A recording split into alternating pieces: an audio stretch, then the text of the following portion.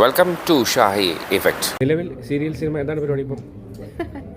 ഇപ്പോൾ എന്താണ് സിനിമ 2 ചെയ്യുന്നുണ്ട്, ഒരു സീരിയൽ ചെയ്യുന്നുണ്ട്. അത് വേറെ ലാംഗ്വേജിലാണ് ചെയ്യുന്നത്. മലയാളം സീരിയൽസ് സ്റ്റോപ്പ് ചെയ്തിട്ട് 10 വർഷത്തിൽ കൂടുതലായി. പക്ഷേ ഇപ്പം ഞാനൊരു സീരിയലിൽ ഗസ്റ്റായിട്ട് വരുന്നുണ്ട്, ഒരു 4-5 സീനിൽ മാത്രമായിട്ട്. ഏഷ്യനെറ്റിൻ്റെ ഒരു സീരിയലിൽ വരുന്നുണ്ട്. ഇപ്പോൾ എന്താണ് ബിസിനസ്സിലേക്ക് ഇറങ്ങിയോ അതോ ഭർത്താവിൻ്റെ ബിസിനസ് എന്താണ് പരിപാടി? ഭർത്താവിനെ സപ്പോർട്ട് ചെയ്യുന്ന അത്രയേ ഉള്ളൂ. 10-15 വർഷമായി അദ്ദേഹം ഈ ഫീൽഡിലാണ്, ബിസിനസ് ഫീൽഡിലാണ്. അപ്പം ഇന്ന് കേരളപ്പിറവി ദിവസമായിട്ട് അവരുടെ ഒരു മിനറൽ വാട്ടർ പ്ലാന്റ് മാനുഫാക്ചറിങ് അസോസിയേഷൻ്റെ കീഴിലൊരു പുതിയ ബ്രാൻഡ് അവർ ഇറക്കണം.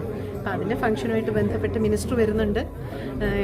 ഗവൺമെൻറ്റിൻ്റെ സപ്പോർട്ടോടുകൂടി തന്നെ സാധാരണ ജനങ്ങളിലേക്ക് എത്തിക്കാൻ വേണ്ടിയിട്ടാണ് അങ്ങനെ ഒരു പുതിയ ബ്രാൻഡ് ഇറക്കണം. എത്രയോ 40 റുപ്പീസാണ് ഒരു ബേസായിട്ട് ചെയ്തിരിക്കുന്നത്. 40 റുപ്പീസിനൊക്കെ ഈ മിനറൽ വാട്ടർ 20 ലിറ്ററിൻ്റെ ജാറ് കിട്ടുക എന്ന് പറയുന്നത് വളരെ നല്ല കാര്യമല്ലേ? അതെ, അതൊരു സാമൂഹിക പ്രവർത്തനത്തിന്റെ ഭാഗമാണ്. തീർച്ചയായിട്ടും. അപ്പോൾ ഇതിന്റെ ലാഭവിഹിതത്തിൽ ഏതെങ്കിലും ഒരു പങ്ക് ചാരിറ്റിക്ക് കൊടുക്കും? ഇത് ചാരിറ്റി അവർ ഇടയ്ക്ക് ചെയ്യുന്നുണ്ട്, കുറേ ഉണ്ട്. ഈ 40 രൂപ എന്ന് പറഞ്ഞാൽ എന്തോ ഉണ്ടല്ലേ, ഇവരുടെ ചിലവുകളും കഴിഞ്ഞ് ഈ സാധനമൊക്കെ ഇത്ര വെയിറ്റുള്ള സാധനമല്ലേ വണ്ടിയിലൊക്കെ ഒരിടത്ത് എത്തിക്കാന്ന് പറഞ്ഞാൽ തന്നെ അത്രയും ചിലവല്ലേ അല്ലേ? ഡ്രൈവറിന് കൊടുക്കണം, വണ്ടിയുടെ എക്സ്പെൻസ് ഉണ്ട്. ഇതെല്ലാം കഴിഞ്ഞിട്ട് വളരെ തുച്ഛമായിട്ടൊരു എമൗണ്ടേ നമുക്ക് കിട്ടുള്ളൂ. പക്ഷെ അത് കുറച്ച് കൂടുതലായിട്ട് കിട്ടിയാൽ നിലനിന്ന് പോകാം. ഒരുപാട് പ്രതിസന്ധികളിലൂടെയാണ് ഈ മിനറൽ വാട്ടർ പ്ലാന്റ് മാനുഫാക്ചേഴ്സ് കടന്നുകൊണ്ട് പോയിക്കൊണ്ടിരിക്കുന്നത്. അത് ഞാൻ പറയുന്നതിനേക്കാളും കൂടുതലും അതിൻ്റെ മെയിൻ ആൾക്കാർ പറയുന്നതായിരിക്കും. ശരി, വ്യവസായ സൗഹൃദമാണ് സർക്കാർ എന്ന് പറയുന്നുണ്ട്. നിങ്ങൾക്ക് എന്ത് അനുഭവം ഉണ്ടായി? നിങ്ങളുടെ ഈ വ്യവസായത്തിൽ എന്തെങ്കിലും ഇഷ്യൂസ് ഉണ്ടോ? അല്ലാതെ ഫ്രണ്ട്ലി? ഞാൻ പറഞ്ഞല്ലോ, എനിക്ക് ഇതിനെപ്പറ്റി ഞാനൊരു കലാകാരിയാണ്. ഇതിനകത്ത് അദ്ദേഹത്തെ സപ്പോർട്ട് ചെയ്യുക എന്നുള്ളതല്ലാതെ കൂടുതൽ എനിക്ക് ബിസിനസിനെ കുറിച്ച് എനിക്ക് അറിയത്തില്ല. അദ്ദേഹമാണ് എല്ലാ കാര്യങ്ങളും നോക്കുന്നത്. അതിന് പ്രസിഡന്റ് ഉണ്ട്, സെക്രട്ടറി ഉണ്ട്, ഒരുപാട് ദുരനുഭവങ്ങളുള്ള ആൾക്കാരുണ്ട്. അവരൊക്കെ അവരോട് ചോദിച്ചാൽ പറയും സന്തോഷമായിട്ട്. പിന്നെ എല്ലാ ബിസിനസ്സിലും ഉണ്ടല്ലോ കയറ്റിയിറക്കങ്ങൾ, എല്ലായിടത്തും ഉണ്ടല്ലോ.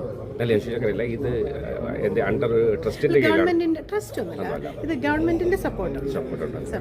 നമുക്ക് പിന്നെ അദ്ദേഹം മിനിസ്റ്ററിനെ നമ്മൾ പോയി കണ്ട് മിനിസ്റ്റർ നല്ല സപ്പോർട്ടാണ് നമുക്ക് തന്നിരിക്കുന്നത്. എന്തുണ്ടെങ്കിലും നമ്മുടെ കൂടെ ഉണ്ട്, ശക്തമായിട്ട് നമ്മുടെ കൂടെ ഉണ്ടെന്ന് തന്നെ അദ്ദേഹം പറഞ്ഞിട്ടുണ്ട്.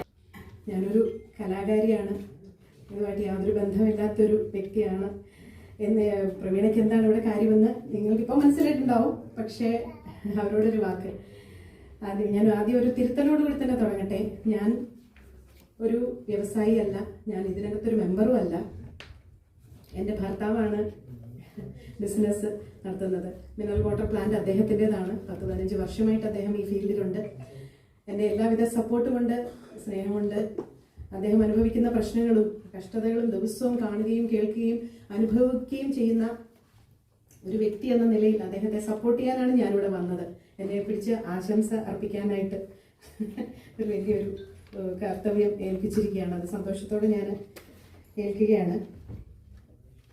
ഇവിടെ എല്ലാവരും സംസാരിച്ചു കഴിഞ്ഞു. ഇവിടെ ഇരിക്കുന്ന എല്ലാവരും ഇതിനകത്ത് മെമ്പേഴ്സും അവരുടെ ഫാമിലി മെമ്പേഴ്സും ഒക്കെയാണ് കൂടുതലും. അപ്പോൾ എല്ലാവർക്കും എല്ലാ കാര്യങ്ങളും അറിയാവുന്നതാണ്. അപ്പോൾ നമുക്ക് ഈ ആരോഗ്യ സംരക്ഷണത്തിനുള്ള നമ്മുടെ ജീവിതത്തിൽ ആരോഗ്യ സംരക്ഷണത്തിനുള്ള പ്രസക്തി എത്രത്തോളം വലുതാണെന്നുള്ളത് എല്ലാവർക്കും ബോധ്യമായ കാര്യം തന്നെയാണ് അല്ലേ?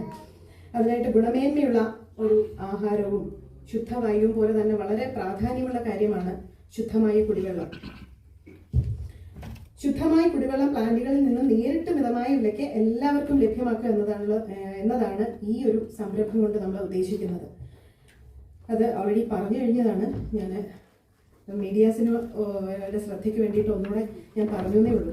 സാധാരണക്കാർക്ക് ഉപകാരപ്പെടുന്ന ഒരു ഉദ്ദേശ ലക്ഷ്യത്തോടു കൂടി സ്മോൾ സ്കെയിൽ മാനുഫാക്ചേഴ്സ് അസോസിയേഷൻ രൂപം കൊടുത്ത ഈ ഒരു സംരംഭം വലിയ രീതിയിൽ ജനപിന്തുണ ആർജിച്ചുകൊണ്ട് ഒരു വൻ വിജയമാകട്ടെ എന്ന് ഞാൻ ആഗ്രഹിക്കുകയാണ്, പ്രാർത്ഥിക്കുകയാണ്, ആശംസിക്കുകയാണ്.